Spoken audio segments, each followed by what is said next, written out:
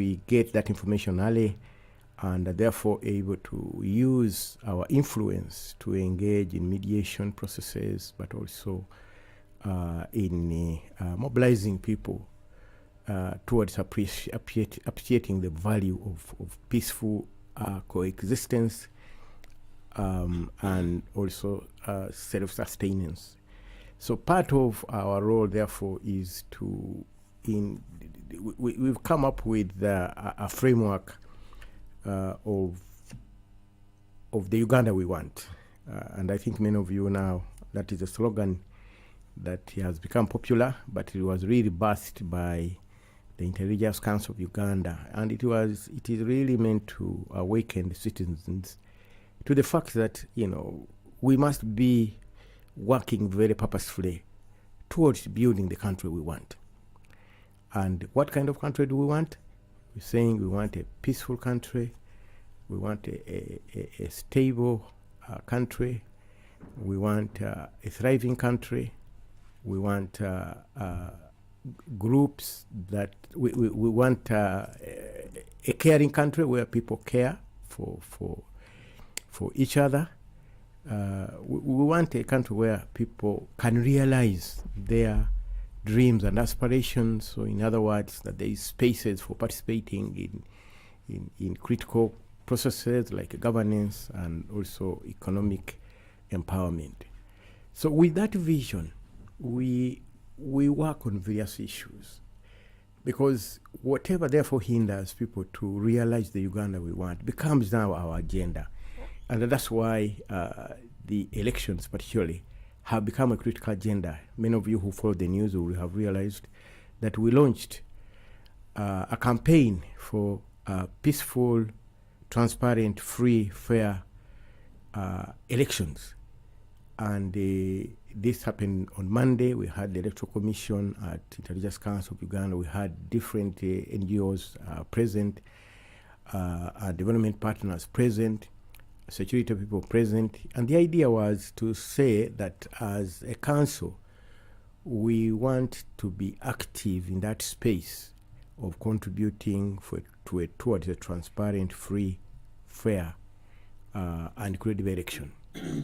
So essentially, I think that gives you some kind of background, how we are positioned now in these coming elections, but also of our continuing burden for building a peaceful and stable and thriving nation. Interesting. Thank you so very much. I come to you, Dong. You represent civil society, you're a young person, and also looking at how things are moving on, and they just concluded elections. What is your take? What are your observations? And how does civil society come in, especially as Uganda decides in 2026? We have actually not 2026, but 2025, 2026, because we are already deciding if we have CIPs and choosing their leaders, the youth, the women, people with disabilities, the elderly, and so very many others. It seems we have already started on this journey. All right. Thanks very much, Aman, once again. Yeah, well, springing from what the representative from the Religious Council just said, that governance is an essential, paradigm for the entire community or society.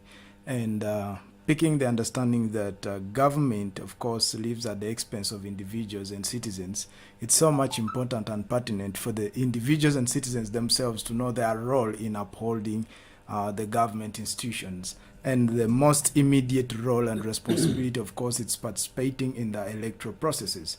And well, evidence from the past yet commenced journey, that's through the youth elections. It gives you a little bit of limelight that for the first of its kind, have the youth elections actually gained traction. That back in the days, youth elections would happen, and it would actually be hard even to tell that some electoral process is actually commencing.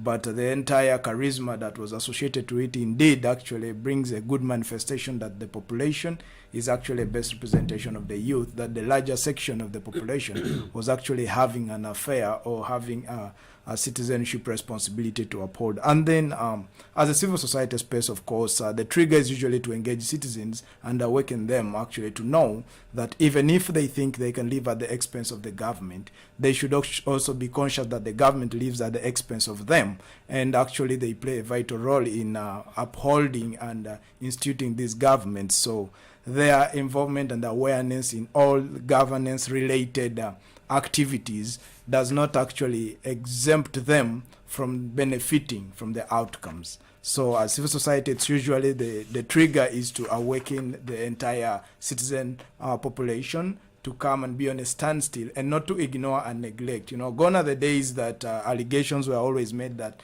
leaders come from God and the likes, but now we are now taking responsibility and saying, yes, even if there is an allegation that they come from God, but we also have the responsibility to uphold and make a choice, just as we have the beauty of choice. And actually elections are the permanent and the beautiful, display arena to exercise our abilities in effecting the leadership we need. Thanks very much, Aman.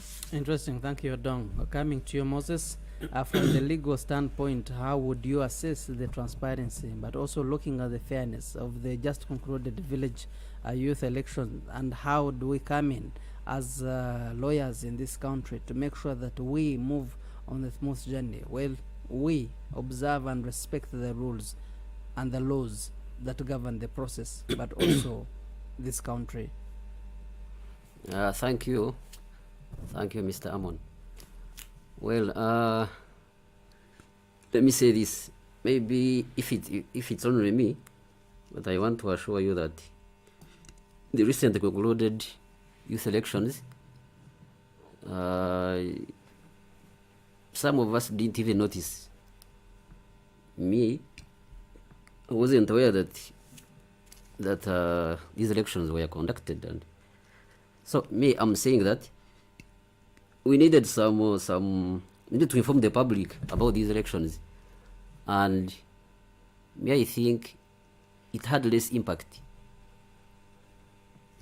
I don't know whether the EC didn't do well in sensitizing or informing the public, but the election had no impact at all. Yes, as lawyers, we are stakeholders in elections, because in case of anything, if things don't go well, it is us who, if you want to petition and so on, it is us to handle. What I would say, Mr. Amon and our listeners, is of course we have electoral laws in place. They are there, we have good laws, but then at some point there is some manipulation. They are manipulated at some point. We don't put them, we don't follow the laws, we don't follow. Now, for example, the example I can give is the recent by-election in Kawempe. We also what happened and the violence and chaos and so on. So at some point, these electoral laws are not put into. They are not implemented. They are violated. To make it clear, they are always violated, and it's a fact. Everyone at least knows that.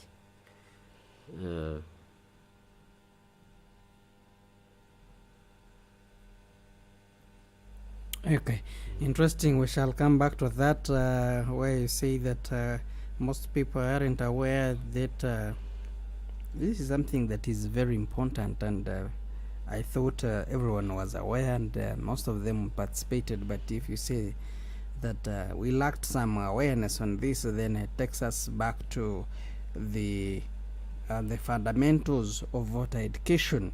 And also I will come back to you on how best we can observe these laws and be able to walk on a very good direction, because we don't want to crash. They always tell us that when you don't know where you're going, you may not be able to reach your destination. I come to you, Alvin, from the Anti-Corruption Coalition. Most of the speakers attributing some of the cases and incidents that we always see and witness and observe in the elections that disrupt, especially from Reverend Canon Grace, points to perhaps corruption, and also Arthur talked about it. And how do you come in? You're also part of the civil society. You are part of the transformers. You are part of the educators. How do you come in, and how best can we handle the situation? But also from your observation, what lessons do we pick, and how was it on your side or on your end about the just concluded youth village elections? Thank you so much, Amoni, and thanks for the question. On my side, the observation I make is that if you compare the trends through which we've been having youth elections, basically starting from the village level, you find that the youth electoral college has expanded to the fact that people now understand how the electoral process and the youth electoral college. What I would want the dear listener to really understand is that youth elections are not like the normal elections that we have when we are electing MPs and other representatives. These are organized through electoral college system, and it starts from the village level. So participation, that's where it starts from. So you find that in most cases, young people come in to really participate, but what we have to know is that one is the aspect of participation, and then financing that kind of participation. That also has brought a number of challenges, whereby you find that people who subscribe to parties that have a greater financial muscle come in to support these young people, and then you find that people who are coming from political parties that do not have a wider financial muscle, it is a bit challenging for them to really compete. But this time round, we saw that it was not more of financial muscles. It wasn't more of youth really being sidelined just because they are coming from different political parties. We saw participation which really looked at encouraging people to take positions. Participation that looked at people coming up with issues, and not just waves and other statements that some of the political parties have been sending out. So you realize that much as young people are participating, but we are seeing a transformation in how perspectives are being received. We are seeing transformation in how the youth electoral college system is being taken. We are also seeing a shift in how key stakeholders participate in these elections.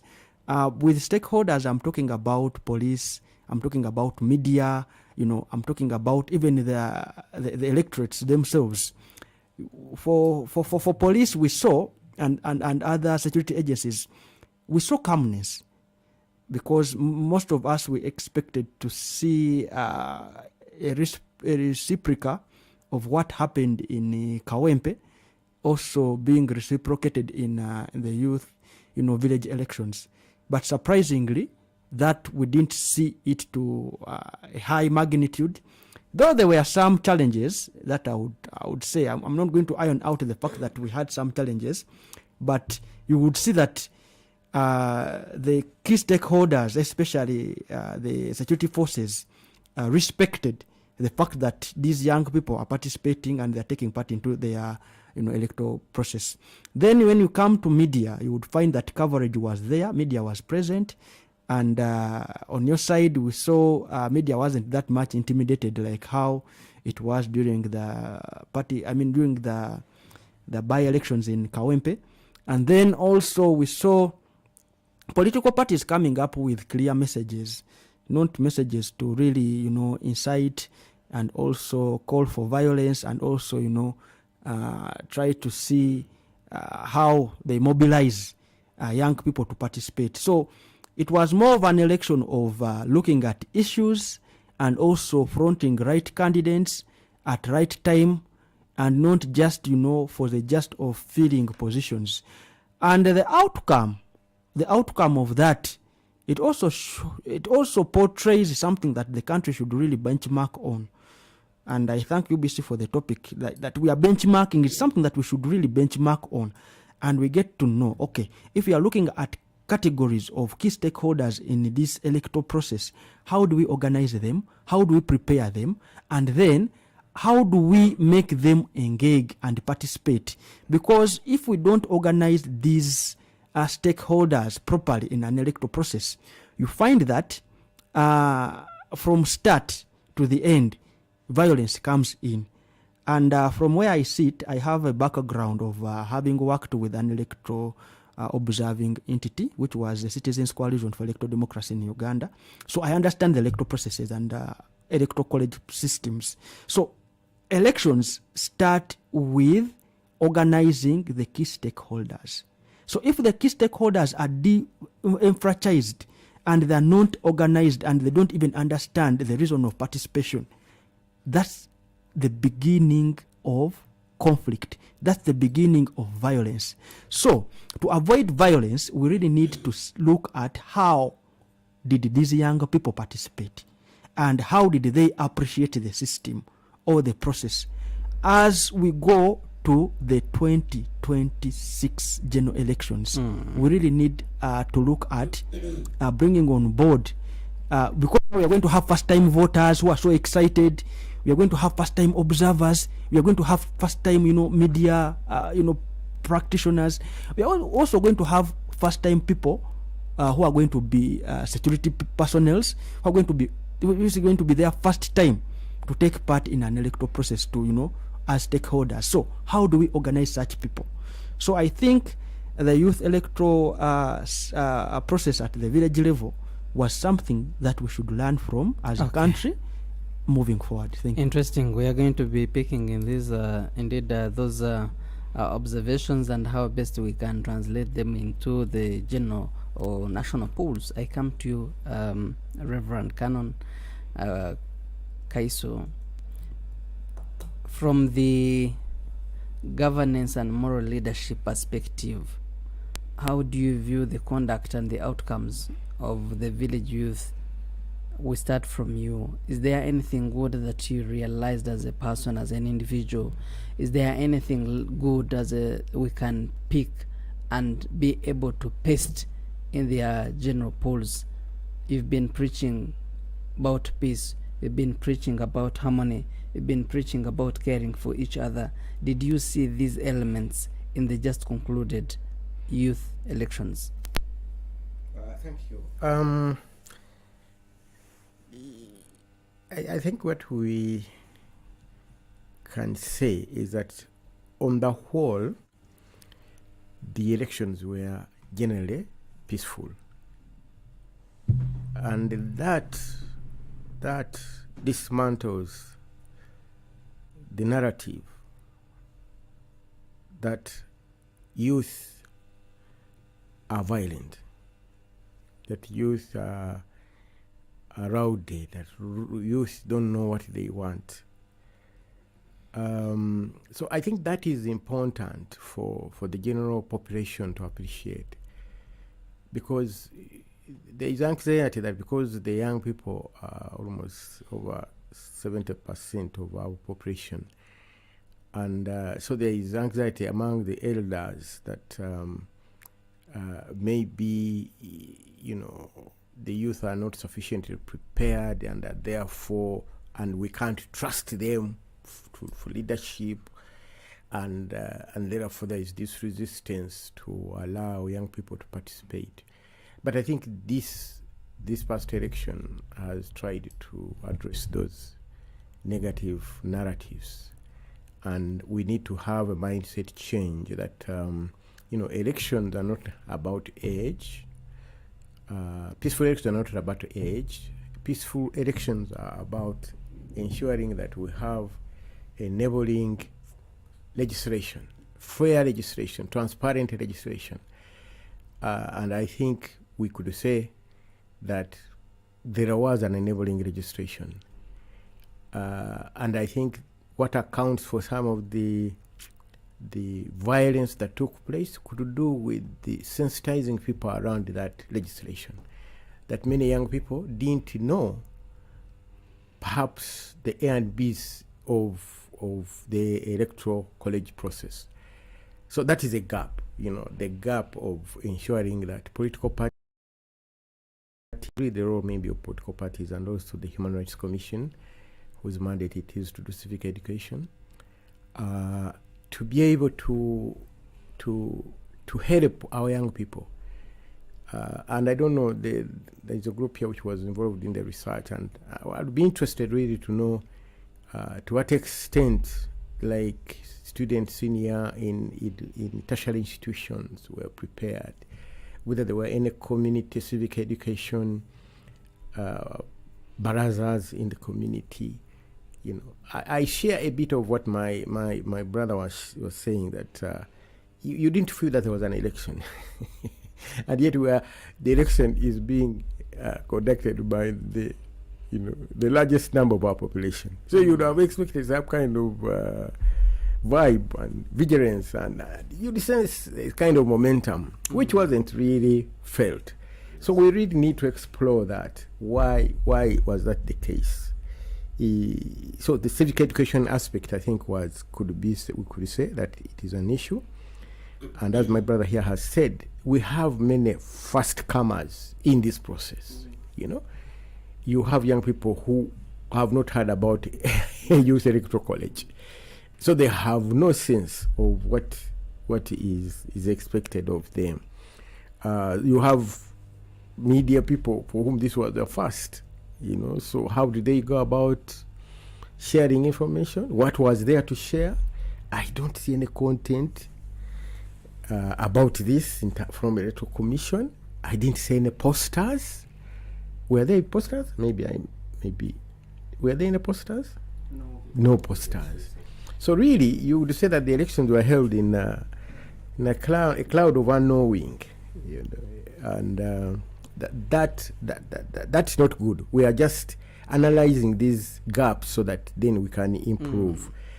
But from our perspective, a peaceful election, as I said, this election, dismantled those narratives of thinking that our young people are essentially violent. I think if you have the laws in place, and if the processes are free and they're fair and they're just to be credible, then you can be sure that we can also have a peaceful election, a general peaceful election for the various categories that we're going to have. Interesting. We're expecting to be joined by Tolbert Msinguzi, who is the returning officer, Electoral Commission, Wakiso District, who will be also sharing his perspectives about the topic and all the concerns that are directed to Electoral Commission. But also realizing when it comes to elections, we talk about civil society, we talk about the Electoral Commission, especially on two elements, civic and voter education.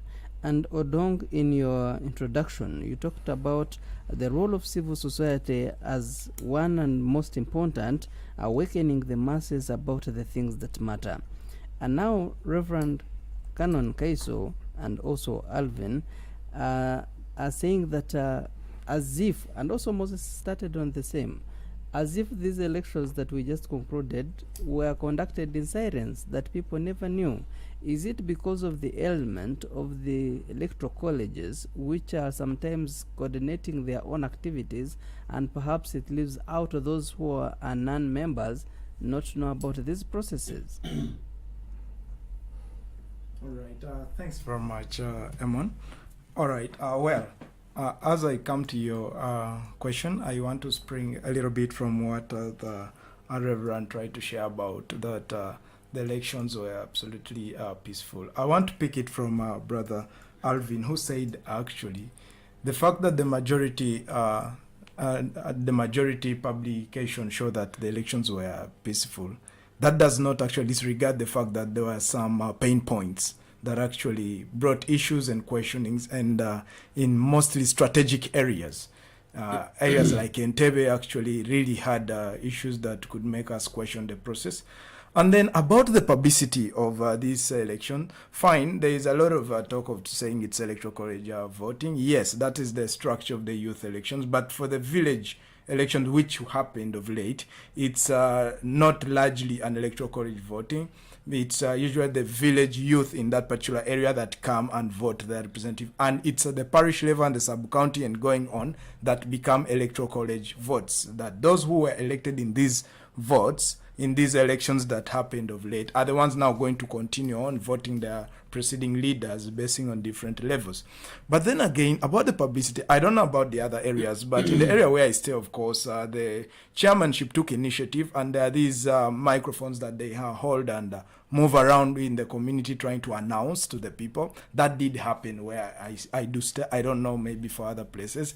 And in a scenario where we try to say that people actually are not aware, I think it goes largely to the greater electorate that even if they were using the registrars, at some point they were undermined. In some of the polling stations, they were undermined. The registrars were not obeyed that much, and due to the chaos and the likes. But then also, let's look at the group. Even if we are saying the youth are the majority, these elections were totally fractured. These elections were micro-elections, the smallest unit of society. That is a village level. That's where the elections were happening. If there were, let's say, sub-county level elections that youth from different villages come together and pile, in this, you'd even hardly tell that something is happening unless the interested parties in that particular area were participating in the election. So we also need to understand that this was a micro kind of activity, that it was decentralized to a village level. And then look at the total spread out in our environment, that actually I may be actually from Agago district, but at a particular time that the election is happening, I'm in Kampala. So that brings us another issue, not like the general election. If people want to compare these youth elections to the general elections, they are slightly different, because the general elections try to gather and try to even attract public holidays towards the elections. There is a 2 days kind of, interruptions of normal business. But this one's business remained as usual. It's only the youth who had to take care of their business to confine people to the voting spaces. So, and then another thing also, in this month that we are in, it has been a tricky month where civil society was so much taken up with the budget, because we do understand that the budget was also coming in and so much, and attractions had been so much on the budget in the same space that there is a youth election, and now it had to take a burden on the participants or the electors themselves or political parties to take interest in triggering the youthful population in their particular entities. And that is, I think, what made slightly these youth elections slightly insignificant. But on a personal basis, I think they made their own value, and I think they still achieved their purpose. Thank you. Interesting. Thank you so very much, Odong. But still, people say that there is somewhere also civil society is not really contributing to that noble role of awakening the masses, especially when it comes to voter and civic education, which they always do with the Electoral Commission. Moses, also you talked about in introduction about the legal standpoint and how you assessed the transparency and fairness in these elections. But from the legal, also from your profession, do you think there were any legal loopholes or irregularities that we could have perhaps reported, and how should they be addressed ahead of the national polls?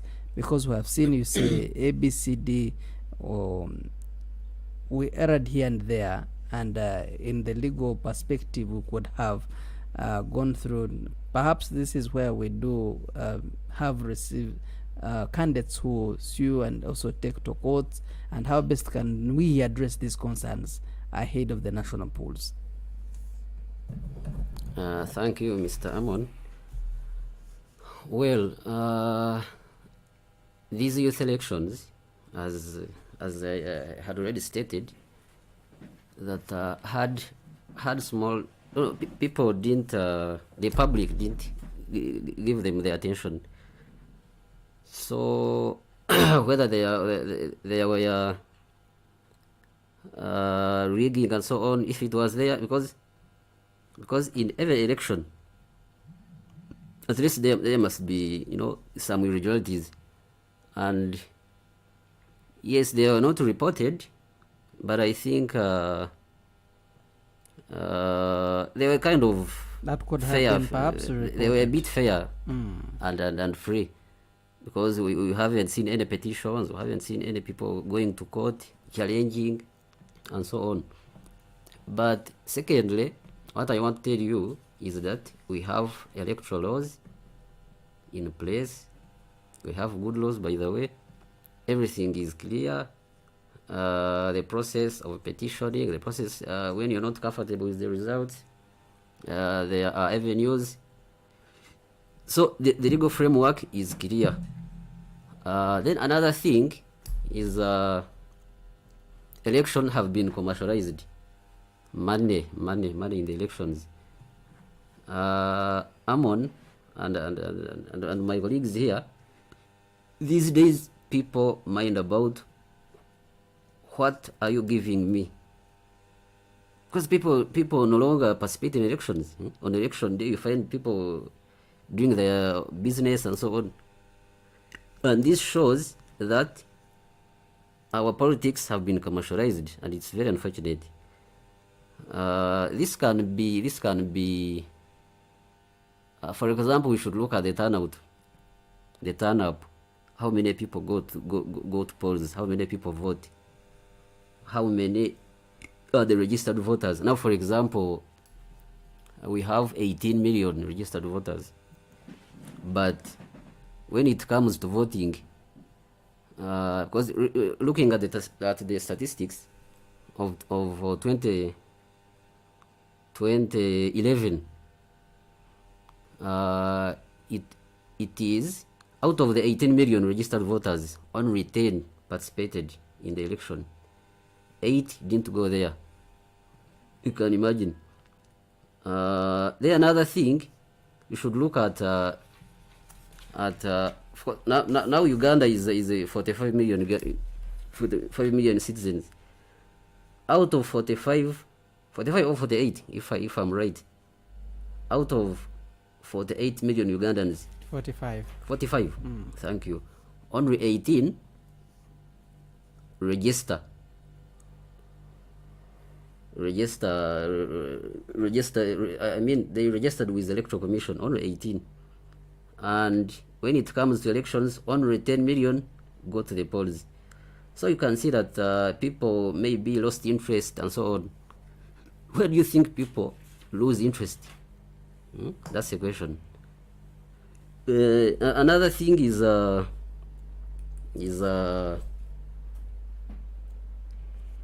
we need to sensitize the public, because voting is someone's duty. As any responsible citizen, you're supposed to go out there and participate in an election. So why do you think people don't go there? Those are the questions we should be asking and trying to see how to rectify this, because voting is a duty. A citizen, you're supposed to go and participate in an election. Short of that, you're breaching your duty as a citizen.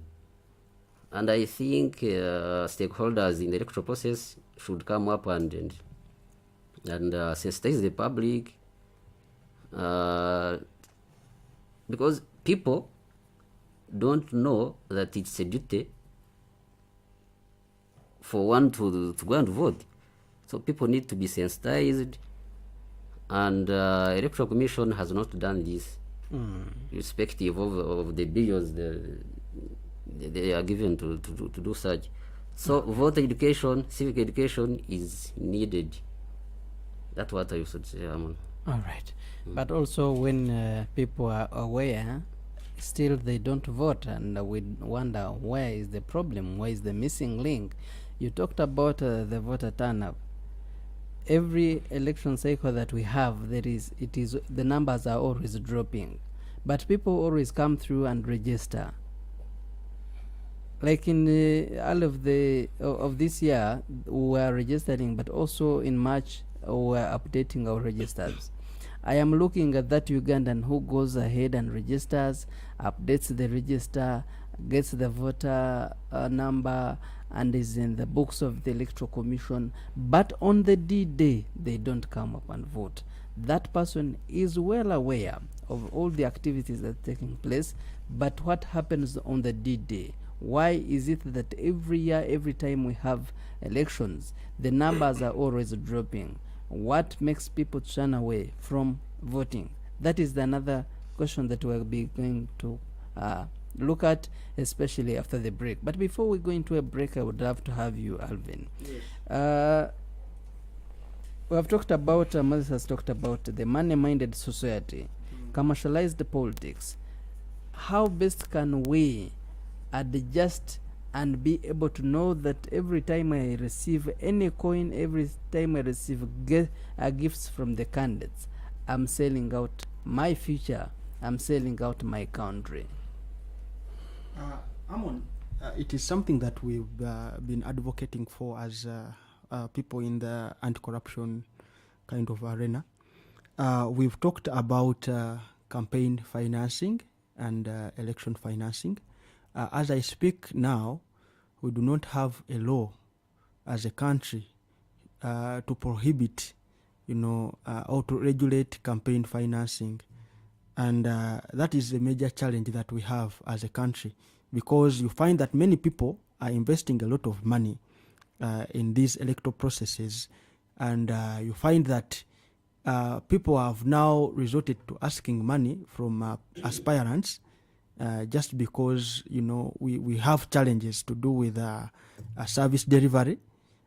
Because if you look at if you make an assessment on elected leaders vis-a-vis service delivery, you find that there is a mismatch, and people feel people feel disappointed in the leaders that they choose to represent them on certain levels.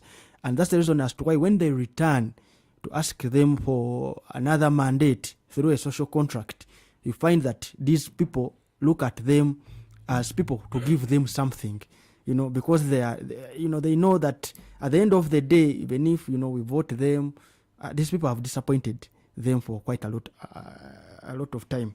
The example I would give is that if you go and make an analysis on the youth representatives who are in this kind of electoral period, I mean, looking at 2021 2026 electoral term, you find that if you make an analysis on things to do with service delivery, issues of the young people that have been fronted by these leaders, you hardly find their voices on paper and on record to say that, okay, so and so stood up on issues that are pertaining young people. I mean, we've had young people in going for labor externalization in the Middle East and others.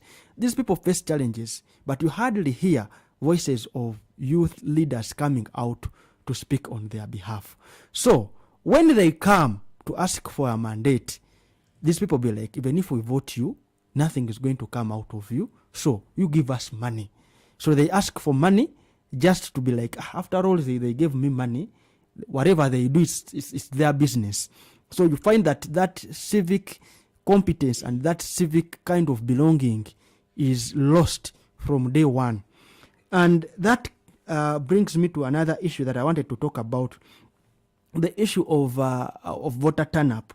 You find that if we are saying that the young people are the majority, I mean, we are close to 80% of Uganda's population. But when it comes to such critical processes that require us to participate, why are we not coming out properly?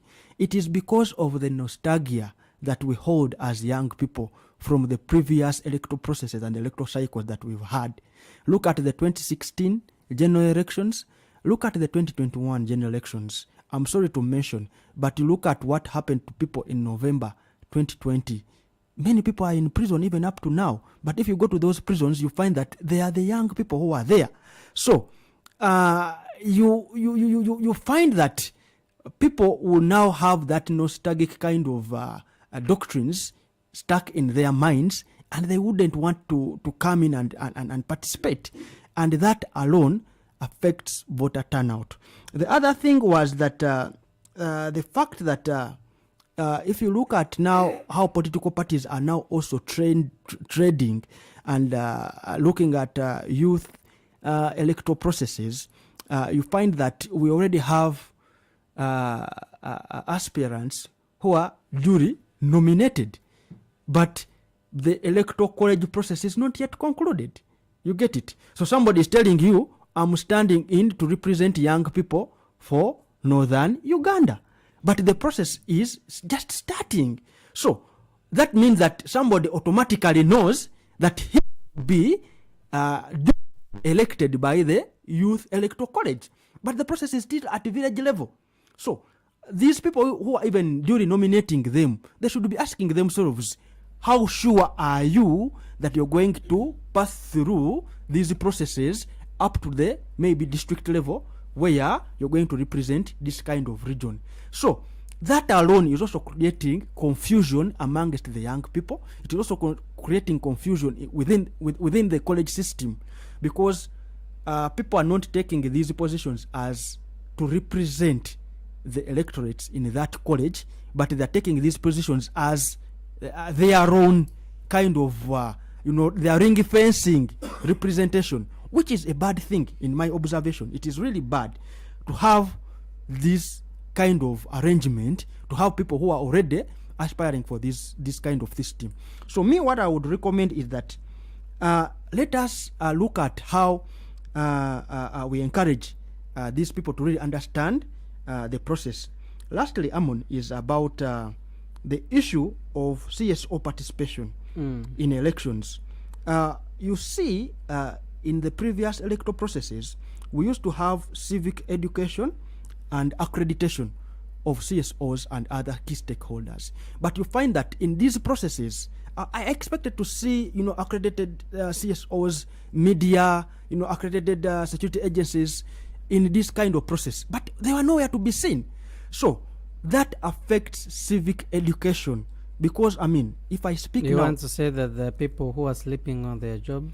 Exactly, that is what I'm trying to talk about. Because if we have the interreligious council with us, they're talking about peaceful elections, where how were they facilitated in this process to really bring together the biggest demographic in this country, to tell them that, look here, this is what we expect in this process. Is it facilitation first, or you first participate in that you be facilitated? Amon, what you have to know because is that will take us back to commercialize the politics, even when those who are supposed to be the voices of the communities and the people want to be given money first. No, it's not all about money. What I'm trying to say with facilitation, I'm talking about things to do with accreditation. How do you get accredited? The process of getting accredited with the Electoral Commission is very hard, is very cumbersome for civil society organizations.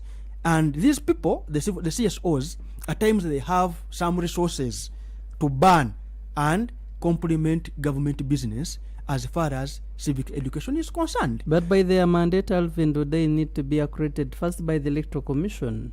Because they are already called by their calling and mandate, they don't need any accreditation from anyone. My dear, by the mandate and the act of the Electoral Commission, all civil and actually all participating individuals and entities, they have to be accredited by the Electoral Commission to participate in electoral processes. So if you are not accredited to participate in these processes, that means that you won't participate at any level. And if you do so, you face a fine of 20 million shillings.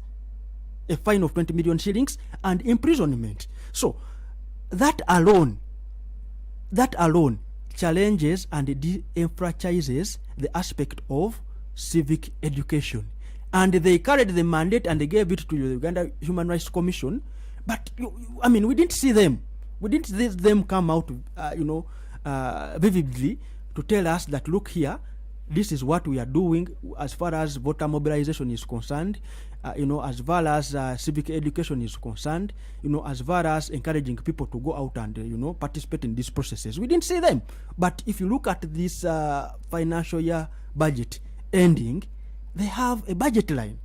They have a vote. They were voted. Civic education was voted for under the Uganda Human Rights Commission. But you hardly see them come out, take part in this kind of processes. So what am I trying to communicate? What I'm trying to communicate is that let us loosen up on the requirements to create an enabling environment that enables all key stakeholders, from the participants, the observers, the educators, and also the mandate of the Electoral Commission to come on board to mobilize voters to come, go out and vote. Thank you so much. Thank you so very much. Alvin, you bring an element about restrictions, so much of the restrictions, especially from the Electoral Commission. And I would also put it to you, when I come back from the break, are these helping the Electoral Commission, electoral processes, or they are going to be limiting us, as we have so many gatekeepers to this? And after the break, I'll be picking your calls and also reading your messages.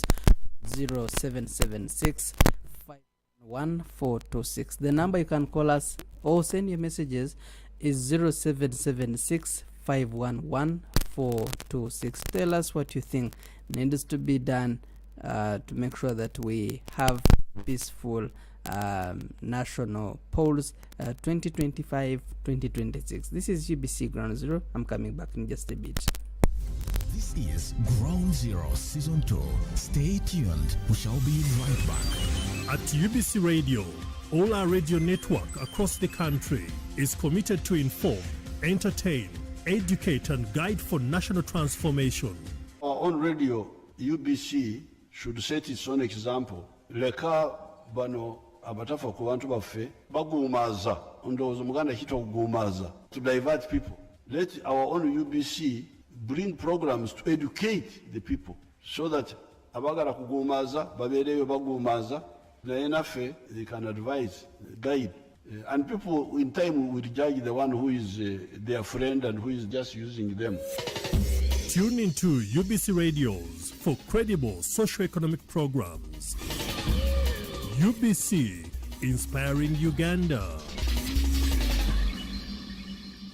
At UBC Radio, we broadcast in English, Kiswahili, and Luo, loud and clear, border to border. Keep it at UBC Radio, inspiring Uganda.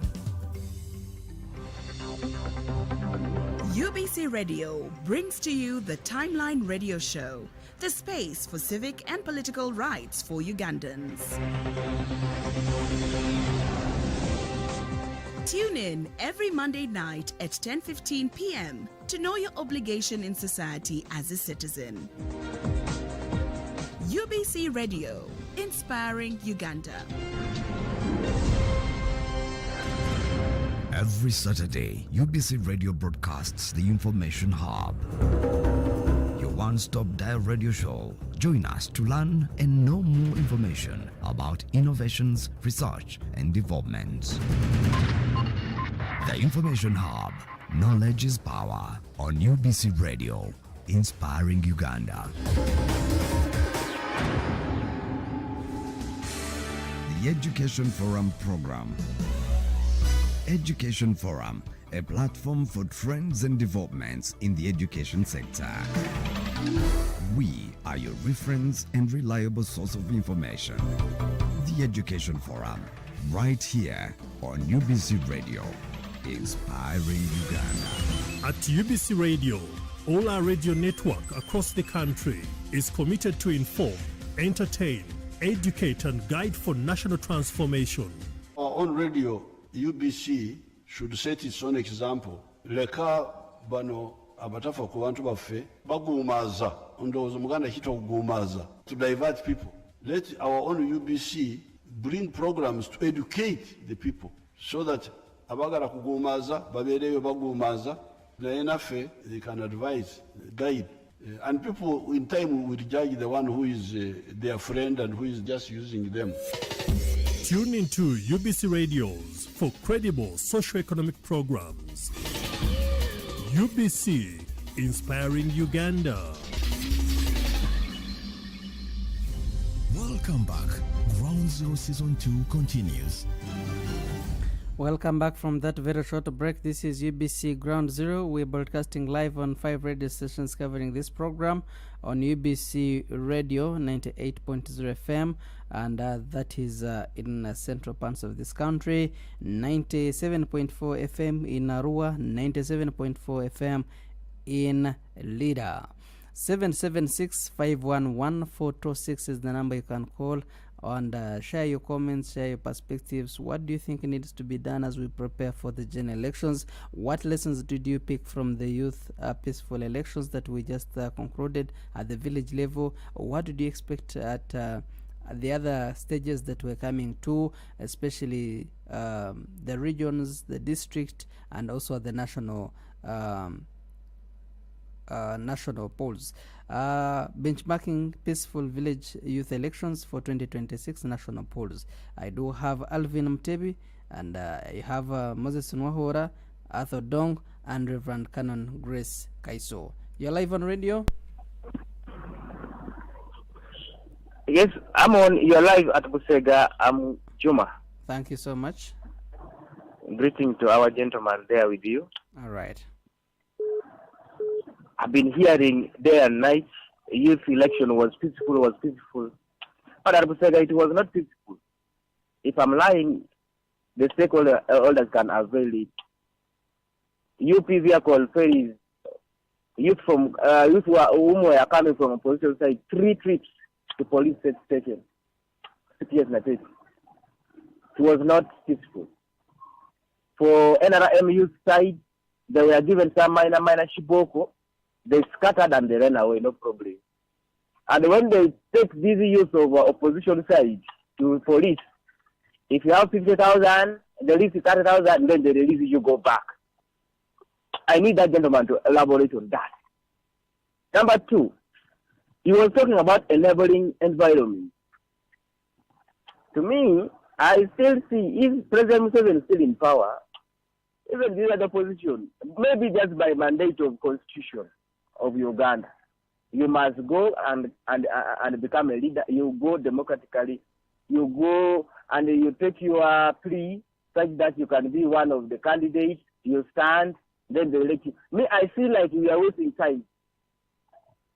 You will do all what's possible. Electoral committee, these are the people who give that announcement.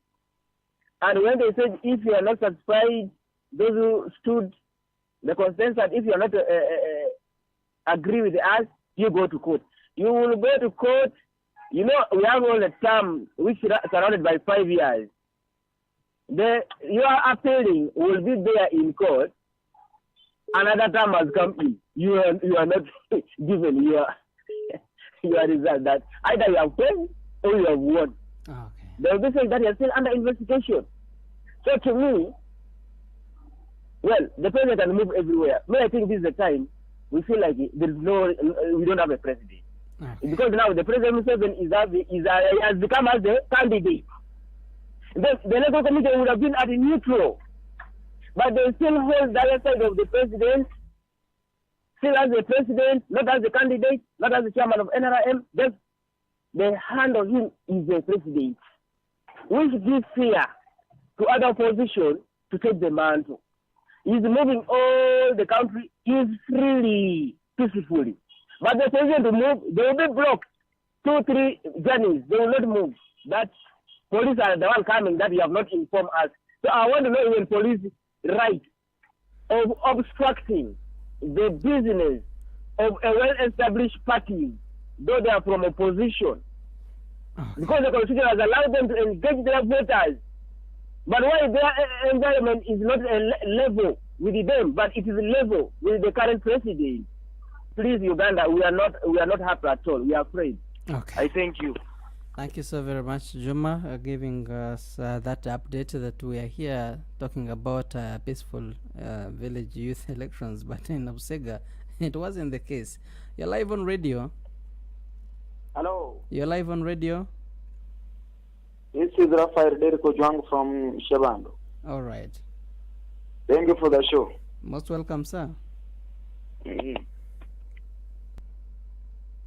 Oh, okay. Someone recommending for the good show. Thank you so very much.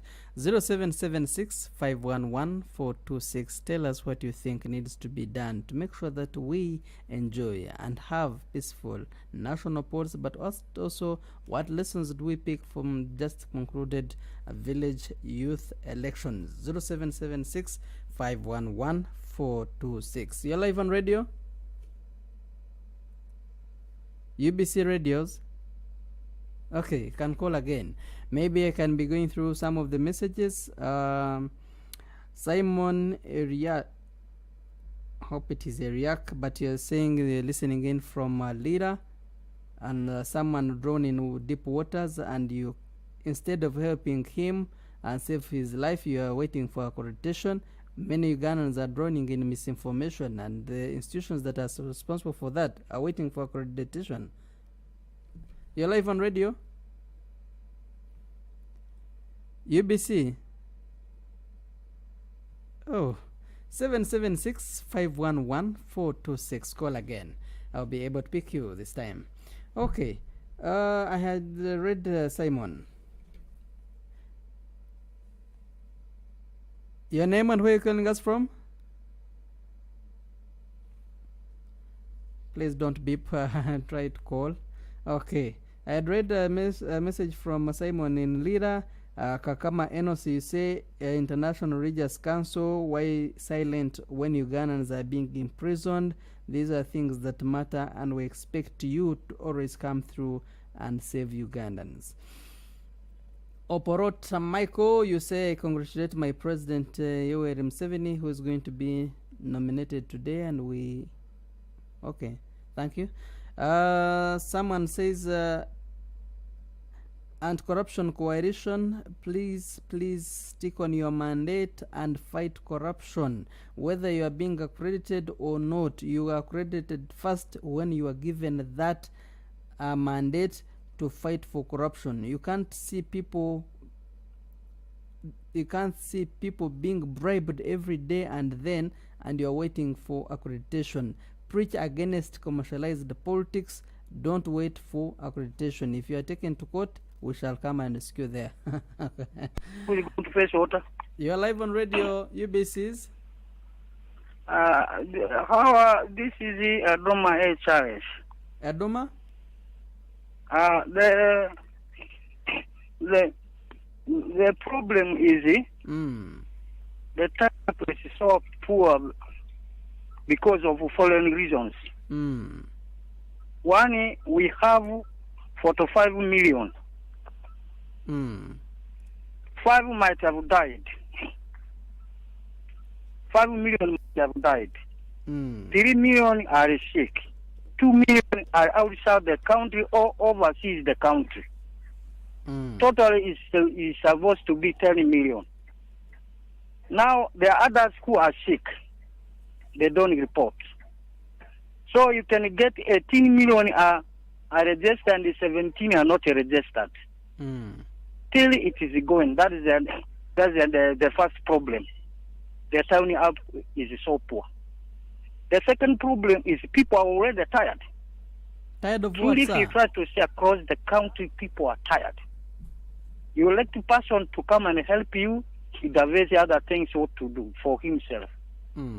Instead to help the community in all sectors like education, health, he does other things apart from all those. People are tired.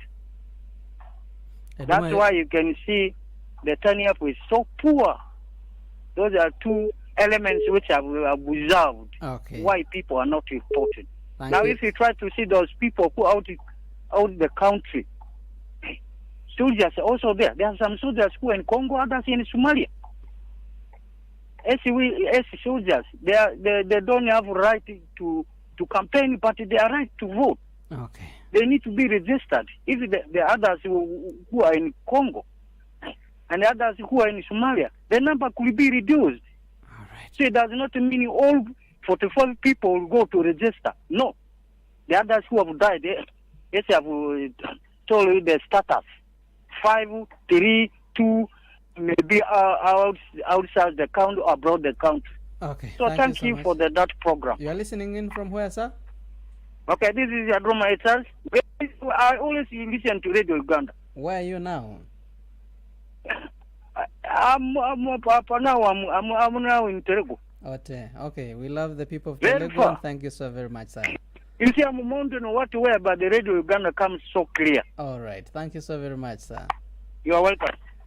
Connected live to the people of Telego there. Doma sharing his perspectives on that, and also something that we are going to share in our next part is already contributing to it. Turn up. Let's turn up, especially when we come to elections. I think some of the messages, keep them coming through, shall be reading one by one. And also someone says that if the youth are the majority, why not taking these government positions and stand against the old people? Because at the end of the day, when they don't serve the youth very well, the youth complain. Why not stand up and take the mantle and lead this country? You are the majority, but you have not realized the power that you have. You're live on Rio BC Radios. Yes, you are talking to Edo Alex from Gaba. All right. Thank you, sir. Yeah. Thank you for your show. Thank you, sir. I was saying why people are not turning up for voting or election is that when people see others voting, like here in Kampala, DC police officers and the army officers, they are beating people. As they see that thing, they feel like when you go to vote, you are there to be arrested or they will beat you. So others fear that when they go, they will be arrested. And then the other reason is these candidates like MPs, councillors, LC3, when they come for their campaign, they tell people a lot of things which they cannot manage to do. Things like constructing roads, building schools and the hospitals. They come and lie to people. And then people see it after finishing their term, they will see nothing. Okay, thank you, sir. They will say, these people are doing nothing. Those are the things which makes people not to turn out for voting. And then other one is these people also, like in villages, they don't know anything about voting. They don't know why people should go and vote. They need education, at least. They need to be taught so that they will be aware that if I go to vote, it's my right.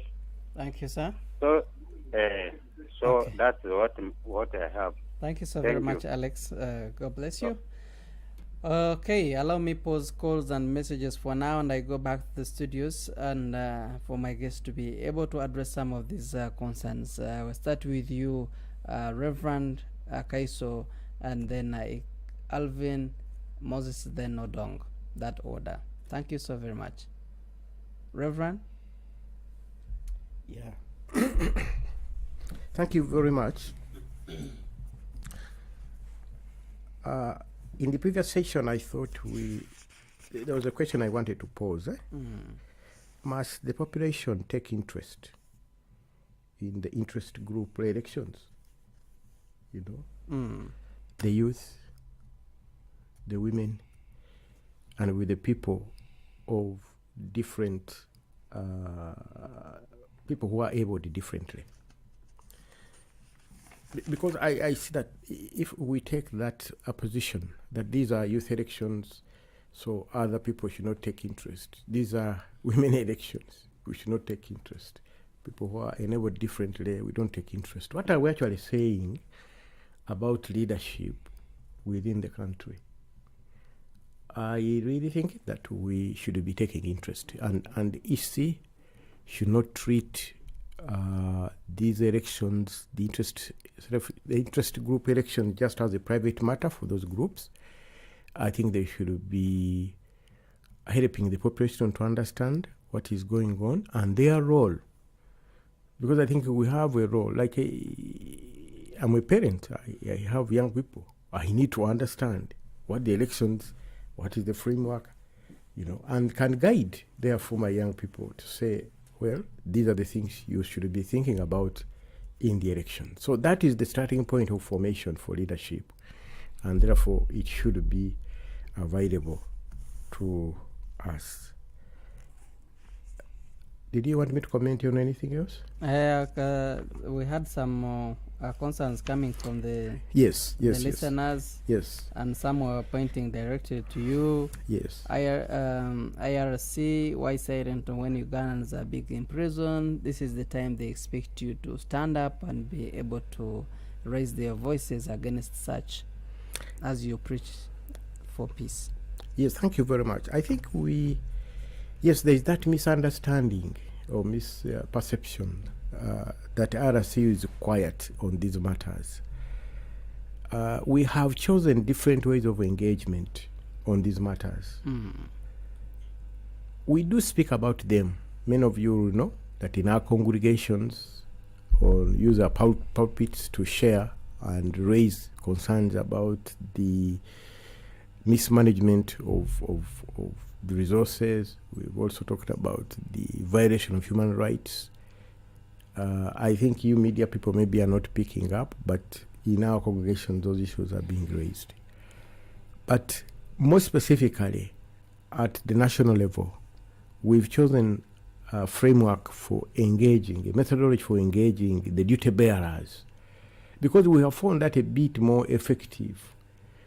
For instance, on these issues of the people who have been imprisoned, we have talked to the CMI, we have talked to the Chief Military Intelligence, we have talked to the Minister of Security, the people for whom this is their responsibility and duty.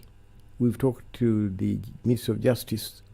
So we have had these engagements over those children, and I know that some fruits have come out of those engagements, but we can't be standing on television and say, when we met with Minister of Justice, now this happens, or this one was released, or this. No. So please understand us that in ways of advocacy, there are many ways of advocacy, and so we have chosen that sort of direct engagement with the duty bearers, to closed doors where we can actually speak very openly with them, to show them the implications of those choices and actions and how they violate our constitution and disrupt our peaceful existence in the country. So please take heart.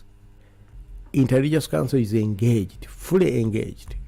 We have met with the Electoral Commission twice on the issues of the preparedness for elections.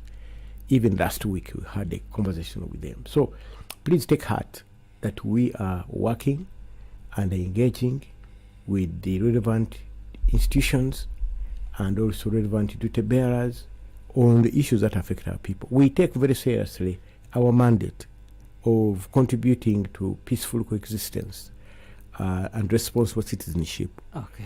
Do you buy the idea, which Alvin pointed out, that all the institutions that are to be involved in the electoral processes must be accredited by the Electoral Commission? Someone also raised the concern, one of the listeners said, how can you see someone ruining deep waters and just want to be given permission to rescue?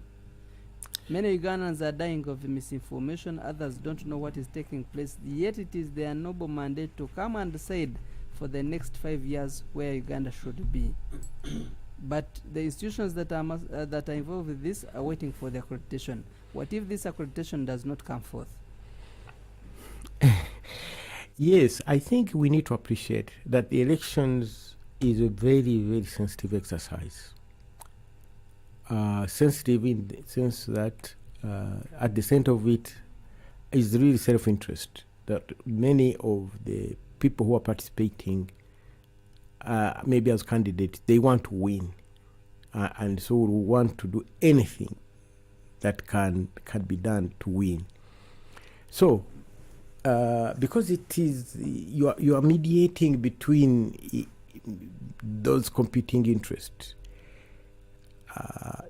you need to have clear legislation. And so we have legal frameworks in place to help mitigate and mediate those diverse interests. So the guidelines provided by the Electoral Commission on the participation of the elections are essential. It is important that we have those guidelines, and that, but more importantly, that they must be also known, must be shared with those who are participating. If you own a soccer match and you don't know that if the ball goes outside the boundaries, then it is off. It's not within the pitch. But you just continue to play outside the ground. The referee will say, my friend, you wasted a lot of time there. That was not right. So the guidelines are important in that sense to bring order and fairness in the process. Now, the issue of accreditation is also important because you see, the people who civic education, there's already a guideline on what the civic education content is. So we want to make sure that the people who are in the field are not teaching what they want. There is a framework. There is a civic education framework.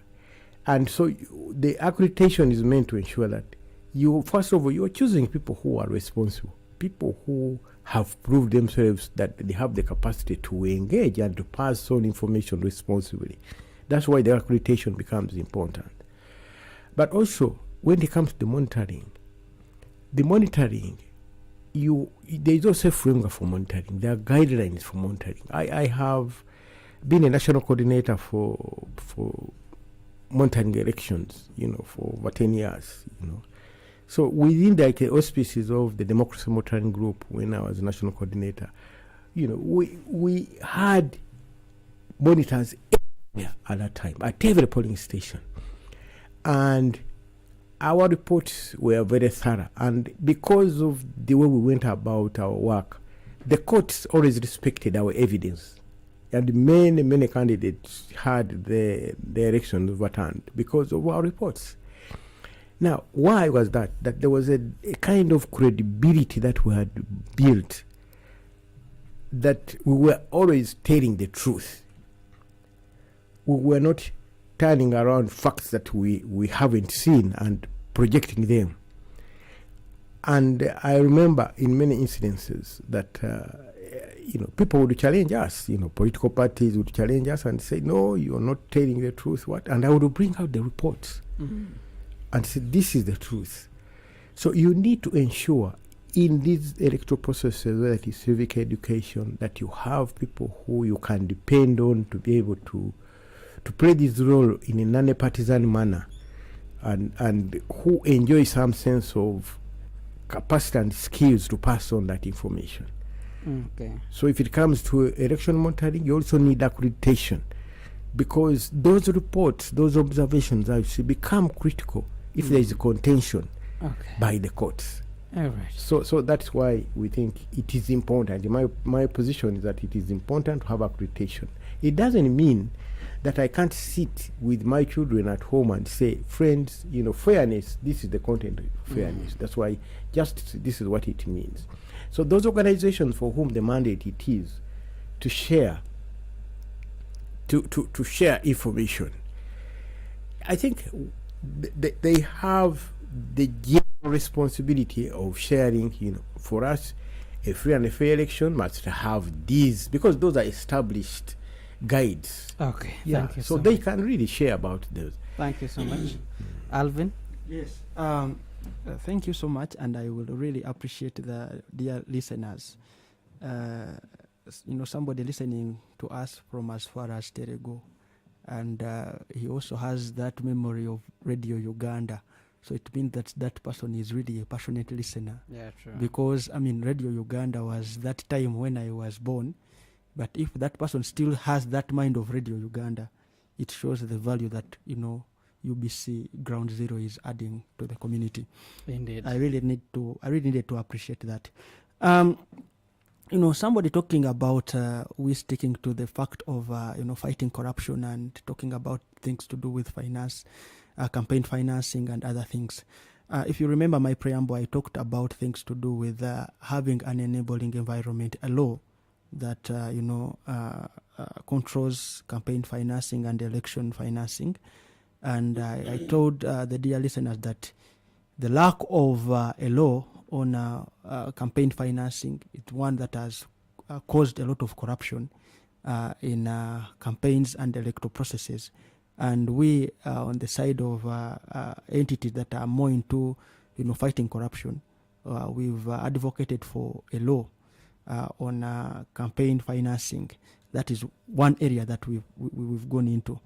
Somebody was also talking about shouldn't wait for accreditation, but the Electoral Commission Act is very clear that for anybody to participate in election related matters as an observer, as maybe as an educator or as a civic engagement actor, you have to be accredited. As Canon was trying to explain, that it is really important that somebody gets accredited, in that the entity with the mandate, which is the EC, can know who is acting where and what are they doing. Because as you know, if you read the EC Act, it tells you that elections are civil matters. And civil matters are very sensitive matters, that if you just leave them to the hands of people, they can go astray. So there has to be a parameter through which you're safeguarding this process to the end. Because, if you open it up to anybody who thinks what they think should be shared, at times there is elements of disinformation, elements of misinformation. And accreditation gives you a firewall to sieve through a number of processes, a number of information, a number of activities that can come. And at times, if you don't accredit these people, information can lead to violence if you're not careful. So I believe I'm not speaking for the EC, but due to the fact that I've related with the EC for the last 5 years. But I think we're talking about months to come. Even just telling people to go and register, telling people to go and update the registers and check their names, check their spellings of their names, where they are voting from, and also telling them to participate in this electoral discourse and discussions. Do we really need to be accredited? That is okay. We have people who have that mandate, telling people to go and vote, encouraging people to go and vote and everything like that. But in circumstances where you become intentional in passing on that message, you become frequent, you become interested in the discussion, that is where the law now gets to you and tells you, look here, Amon and Pate, you have to be accredited, in that the SC gets to know who you are. Thank you. But the problem that we have with our stakeholders is that we have stakeholders who are not accredited. The example I would give, if you look at now the security agencies that we have, you will have a security officer who is participating in an electoral process, but they don't have an accreditation card. So whatever happens, if they involve themselves in violent activities, you cannot even trace and track where this person is coming from, so that you can hold them accountable for the issue that they have caused in a process. So that's the importance of accreditation.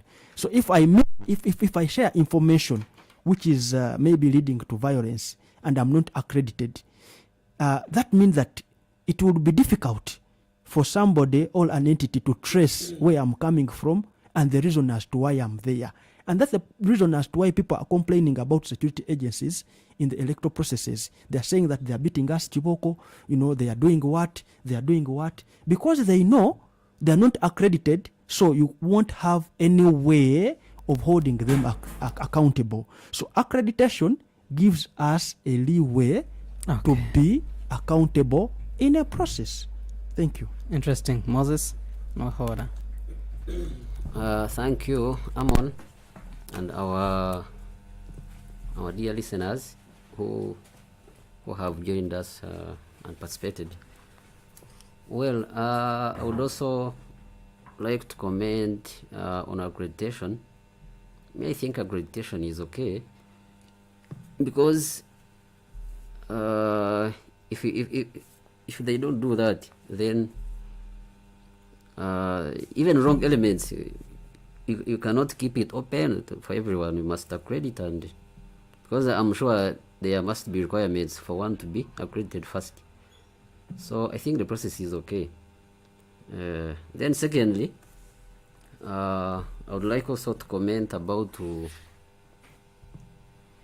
violence in elections orchestrated by security personnel, and this is normally done by people who have power, the strong people.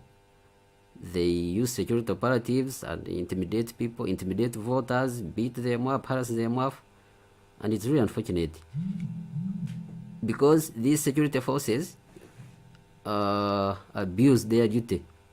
They are supposed to protect people, protect law and order, but then if you go into harassing people, beating them up, it would be unfortunate, and it is abuse of their duty. Secondly, we should know that leadership should be a service.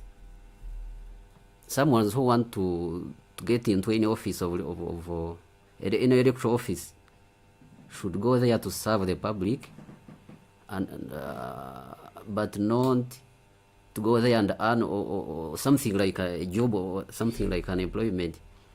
So leadership should be like people who join the army, people who join security forces should go there to serve, but not to. So if you can have that mentality that if I'm contesting either to be an MP or to be what, I want to serve my people, but I'm not looking for a job. But if we still believe that I'm going to this office to earn, that's why people have reached an extent of borrowing money to fund their campaigns, that it is very bad. So if someone injects his or her money into the process, don't expect to deliver anything. Lastly, Mr. Amon, I think the concerned authorities, which is the Electoral Commission and the Uganda Human Rights Commission, should prioritize sensitizing the public, educate people about the electoral process. Okay. Educate them that please, you're supposed to go and participate in this election. Because people, it's like some people lost either trust or interest in elections. One would tell you that even if I go there and vote, my vote won't be counted and so on. People no longer have confidence in the process. Okay. And it is very unfortunate. Thank you. Adong Arthur? All right. Thanks very much, Amon. Yeah, a lot has been talked about accreditation, which is something I won't really echo much, but I find it... And the youth are not taking the mantle, and you complain that the old people that you vote in are not serving a purpose. Why not to go and take up those positions? Yeah, well, and then I think mine will come largely on the turn-up. You know, there is... one of the callers did mention about, it's like wasting time. I think that's a narrative that contributes largely to the turn-up of late. That is that narrative of we are wasting our time. Like to some point they carry the prejudice of, okay, we already know what will come out and I'm wasting my time. And then also relating with my comrade from the Anti-Corruption Coalition said that there is a mismatch between the expectations of the electorate and the services that come as a result of their voting. And then also I need to pinch on something about the free and fair election. When they talk about free comes first and then the fairness comes next. Aspects of like security organs being stakeholders in the elections, and at some point they have to be referees in the game, but they end up becoming more of players in the game. It's a little bit threatening at some point as instances are coming on that there are some still in the prisons. Incidences happened in the youth elections, by the way. The gentleman from Busega was very right, because I did also observe that in Entebbe, whereby they locked the gates. People who were on the registers were not allowed to enter into the fence, and they ferried students from a classroom to come and do the voting. Aspects that you see are done boldly, and security organs are definitely helping in facilitating this process. And in such an instance, case it's so much an assured case that there is quite a percentage of number of people who observe that who may not even turn up in the general elections. And basically, the absence of the free and fair election is something critical. And then also the fairness, because the free comes in actually the free to participate. If I'm on the register, why then should you create hurdles for me to just reach and vote for my candidate? If that's the free aspect, that as far as I've been vetted, well, I need to freely come and express my mind and do my voting, not to be sabotaged, isolated, and the likes. And then the fairness is usually in how you handle the entire process of declaring the winner, which is also something that is very critical and so those mismatches try to disorient and try to actually discourage people from coming and evolving largely into the voting. And then also that the accreditation bit, I heard of a gentleman who talked of, is it if someone is drowning, should you just leave them? Yes, I think we have to understand that elections are very, very, very critical aspects. These are scenarios of you actually putting in another government in place. You're putting in another stakeholder that is handling national matters. It's just like education. You can't just come and say because students are not actually in school, so I just need to start my own school. I don't obey the procedures that are in place. I think accreditation is key, but then also as citizens also should interest themselves, because it's not to sit down and wait for a certain echo from a civil society to come and get you till your death notch. We need to actually have this